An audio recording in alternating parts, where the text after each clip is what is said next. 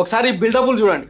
మొత్తం యంత్రాంగం అంతా రాత్రి సచివాలయంలో కూర్చొని మొత్తం రాకెట్ సైన్స్ ఇస్రో సైంటిస్టులకి ఇట్లా ఏదైనా రాకెట్ ను స్పేస్ లోకి పంపించే క్రమంలో ఎంత సీరియస్ గా చూస్తా ఉంటారో అట్లా చేస్తా ఉన్నారని ఈ ఫోటో సారాంశం అన్నమాట. దీని మీద ఈ ఫోటోని పెట్టి ఇక మామూలు ట్రోలింగ్ కాదు.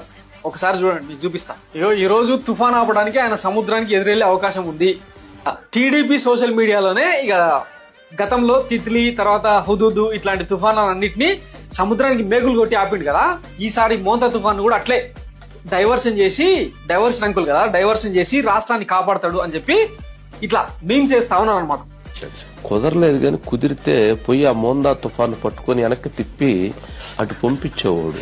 కుదరలేదంటే అది అలింకాల.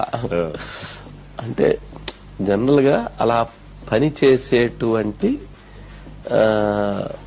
ఆయన నిద్రపోడు, వేరే వాళ్ళు నిద్రపోడు, అది కుదరలేదట. లేకపోతే దాన్ని పట్టుకొని అంటే నెక్స్ట్ అంటే ఫ్యూచర్ లో అలా వచ్చే సైక్లోన్ ఏమన్నా ఇంకా రూట్ మరల్చడానికి సముద్రం వెనక్కి తిప్పడానికి కొత్త మార్గాలు ఉండయేమో కనిపెట్టవచ్చు. అవన్నీ ఇప్పుడేం మనం చెప్పలేము, భవిష్యత్తులో అట్లాంటి వాటికి అవకాశాలు కూడా ఉన్నాయి.